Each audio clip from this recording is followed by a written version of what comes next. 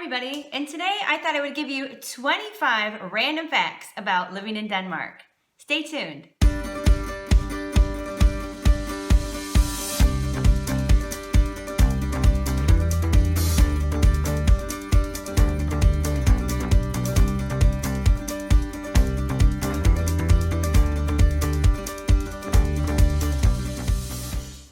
Welcome back, and like I said, today we're going to talk about 25 random facts about living in Denmark. If you're new to my channel, my name is Kelly, and I'm an American living in a small town in Denmark. So if you haven't already, go ahead and hit that red subscribe button and ring the bell so you get notifications whenever I post new videos. So these are in no particular order, it's just some things that kind of came to the top of my head when I thought, what are some things that I noticed about Denmark that are different? And that might be interesting for other people who are not from Denmark just to know about.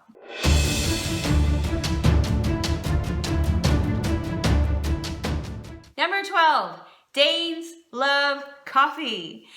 I say this with a little bit of humor, but it's so true.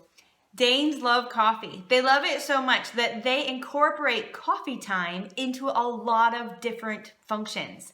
If you are at work, there will be a coffee break, and they expect people to kind of come around the table and share a coffee together. If you want to invite someone out, invite them for coffee. There's a really good chance that they will say yes if coffee is involved. If you want to have people over from your neighborhood, they might invite you for coffee, invite them for coffee. Coffee is so important to a Dane. Tea is around, you can find it, but nobody's gonna invite you to tea. People will invite you to coffee. Number 13, something you may not have known, but I wouldn't say I found this more in a small town or living in Jutland. I found it everywhere that I've been in Denmark. Rednecks exist in Denmark. And some of you might say, what's a redneck? A redneck is somebody who's just, oh wow. Maybe you should Google it. Google images for rednecks. There are rednecks in Denmark. It's not all sophistication. Yes, there's a royal family with a queen and princes and all these sorts of things. And there are a lot of really nice things about Denmark. Things are neat and orderly and whatever. But that is not to say that this country is without its rednecks. They're here too. Number 14 is kind of a safety thing, but it's something that I never did in the US. You really need to check your mirrors when you turn right. When you're driving in your car, there is always going to be a bike lane to the right of you. Whether or not you can see that bike lane or not, or whether it's somewhat part of the sidewalk, that bike lane, there's going to be a spot for people on bikes. Biking is a part of the Danish culture. So whenever you are slowing down to make a right turn, you need to first stop and look in your rearview mirrors or maybe even over your shoulder to see if any bikes are coming. Because if they are, those bikes have the right of way and you need to wait for them to go before you can turn. It's so interesting and it's so funny because when I'm in the US and I'm driving, I'm still looking for bikes. But I know that as a person biking in the US, that car is never going to wait for me. Things are so different in Denmark. And that's something you have to be aware of if you're an international driving in a place that has a lot of bikes. But you have to always be on the lookout for them. Number 15, the Danes love eating fresh breads. This is very common in a lot of cultures, but you will see sometimes, and I'm going to say this on the weekends because not everybody's got time to do this on the weekdays, especially people who work. But on the weekends, this is when we mostly do this. We'll go down to the bakery and we will get some fresh round rolls. And a lot of times they have seeds on them, like chia seeds or bird seeds or something. Those are my favorite. I love the more bird seed you can get on something. But you can choose what type of, and they're called round pieces or rundstykker. But that is something that is very typical for a Danish breakfast, is to have those. You'll cut them in half, you'll put your bread, you'll put your jam, you'll put maybe cheese on it, different things like that.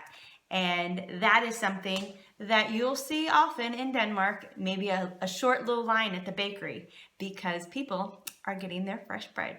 Number 16, organic food is common in Denmark. It's so common that it is actually sometimes the same price as regular food. I wouldn't say that going organic is extremely expensive, kind of like how it is in the US. It might be just a little bit more. That might be to an American like paying 25 cents more or 50 cents more. It's not that much extra.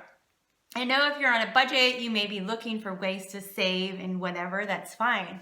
But there are a lot of organic options, and that goes from milks to produce to meats to all kinds of things. So it's actually really, really easy to get organic food here.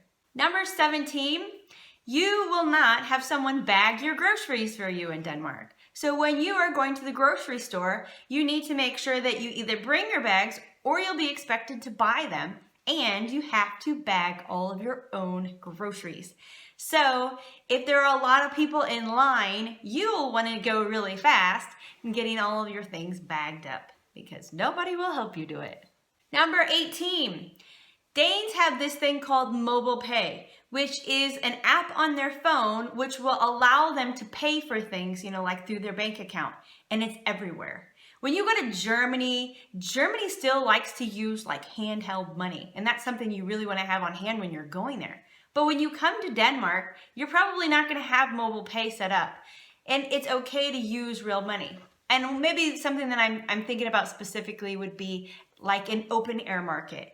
Maybe you're going into town and they have all these tents set up where you can buy things like produce or fresh honey, or I buy schnapps sometimes out there. One really easy way to pay is mobile pay. There'll be a sign that will say mobile pay and a number, and then you click in the number and then you put in how much you're going to be paying them, and then it sends the money straight to them. It's so easy. It's such a nice thing. One thing that you'll never see is like checks. Nobody writes a check to anybody here. It's so easy just to do mobile pay. Number 19 is that you won't find any commercials in between the shows in Denmark. So if your show starts at 7 o'clock, for example, your show may go until, 7:50, 7:55. And then when it's over, there'll be a period of time for commercials. And usually it's not a whole lot of commercials. I know that there are a lot of different options for TV. So if you have a certain type of TV box where you are getting a lot of like the TV channels, like TV2 and all those types of things, then maybe you have more commercials, but you easily can watch different things on one of your like little Apple things, like Apple TV. So our Apple TV, we don't have any commercials at all. But when you are watching on a regular kind of TV system, the commercials will come at the end of the show. Number 20, in Denmark, they have these things called recycling centers. And if you are getting rid of anything that is not regular garbage or recyclables, like small things, like maybe a butter container or a bottle of soda, then you'll need to yourself take it to a recycling center. We live in a small town that has a recycling center just on the outskirts of our town. So if we're working in our garden, like trimming bushes or grass for mowing the lawn, all that needs to be put into a big trailer and taken out to this recycling center. And then we'll have to dump it out because there's nobody there usually. I mean, maybe there's somebody working, but they're not there to help you. And you're going to be taking care of it yourself. We got rid of a couch that came with our house that was just in really bad shape. And we took it out there because there's a section for things like big furniture and whatever. They have different sections for almost anything that you can think about getting rid of. And that's where you'll have to take it. It's not like you can put it on the edge of your road by where your house is and people can come by and pick things up. Yeah, people maybe in bigger towns do that, but like with a free sign, I don't really see anybody coming down my street that doesn't live here because a lot of the streets in Denmark kind of just dead end. So you're going to have to take care of it yourself. It might seem like a lot, but you get used to it after a while. Number 21 is that the stoplights in Denmark go from green, yellow to red, which is very similar to how they are in the United States. But when they are red, they go to yellow and then they go to green. So they use all the colors both ways. In the US, we go from red to green. Boom. But in Denmark, they give you the yellow because there's a lot of like stick shift cars so people can get in gear and get ready to go. It's also nice that if you ride a bike, you can get up on your bike and get ready to pedal. But it's a little warning not to stop. And in that case, it's also a warning to go. Number 22, the Danes and other Scandinavians like to go to Germany to buy things cheaply. This is not a secret, Danish people. I'm not talking about not buying locally. We almost never do this because we don't live by the German border. But there are a lot of people who do make this trip. I've seen so many times on the road, there'll be like a car that has a Swedish license plate or a Norwegian license plate, and you can see in the back that it is just filled to the top with like beer or soda or things like that. And you know it's expensive all over Scandinavia. These countries are not cheap countries. So they go down to Germany and they buy up a whole bunch of stuff. Maybe they're getting ready for a party. I don't know. We tend to go down there sometimes because we have family who live in the southern part of Denmark, but it only happens a couple times a year. But you better believe that my husband is always looking for deals on these huge big containers of candy. It is what it is, but that's something that's interesting about Denmark is that if you want to find something cheap, you go down to Germany. Number 23. Denmark is becoming more vegetarian friendly. Hallelujah. I've been a vegetarian for 25 years. That makes me sound old. I realize this. But I've been a vegetarian for a very long time. And I've been coming to Denmark for the past 12 years. And oh my goodness gracious. When we first came to Denmark to visit my husband's family, there was slim pickings in the category of vegetarian food. I ate a lot of frozen vegetables and a lot of bread. But things have changed a lot over the course of even the last 3 years that I've lived here. At first, I would only really be able to go to Aldi to get a lot of my vegetarian-friendly foods. Aldi was the best place, and actually, in my opinion, still the best place to find vegetarian-friendly food. But it's starting to branch out in all these other supermarkets, and there's a lot more variety. There's foods that are coming from Sweden and from Germany and all these different places. There's all these different companies. And you're also able to find more options when you go out to restaurants and things. And there are vegan places opening up everywhere.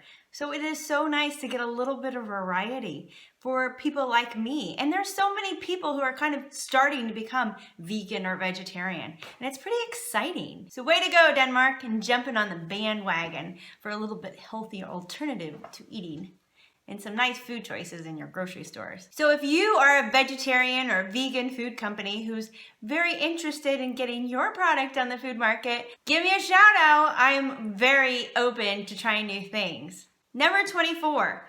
In Denmark, they celebrate something called the Copper Wedding Anniversary.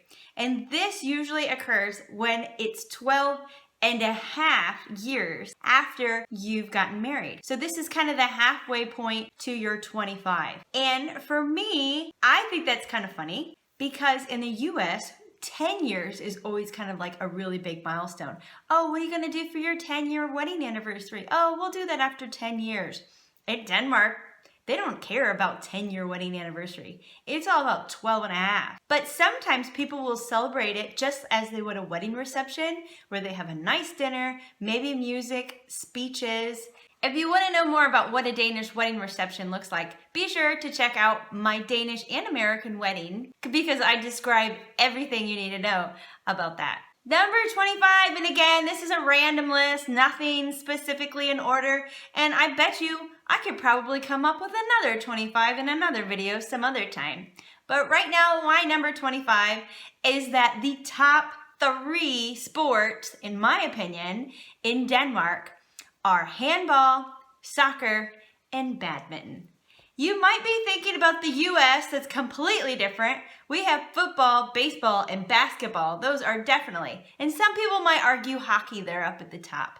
But when you are coming to Denmark, handball is really, really popular because they actually just, I don't know, a few months ago, was it 2018, 2019? I don't remember. But they just had a tournament where they won. Like the whole thing. I don't know, what do they call it? A World Cup? I don't know. It's funny because normally in this house, we don't really watch sports unless it's some type of major tournament. So I don't really remember what it was called. The sports are different here. And it's not like we don't know how to play badminton in the US, or we don't know how to play soccer. It's just that they're not that important when we think about all of the other sports. You might be someone who just loves badminton. I think you might be in the minority when it comes to the US, but in Denmark, you'd fit right in. Thanks for coming along with me in these 25 random facts about things that they do in Denmark. Be sure to subscribe and don't forget to give me a thumbs up for this video. Maybe you'll learn something, maybe it was a bit comical. Either way, don't forget to ring the bell, and I can't wait to see you in another video. And don't forget to check out my blog, where you will find more information about what it's like to live in Denmark. As always, take care.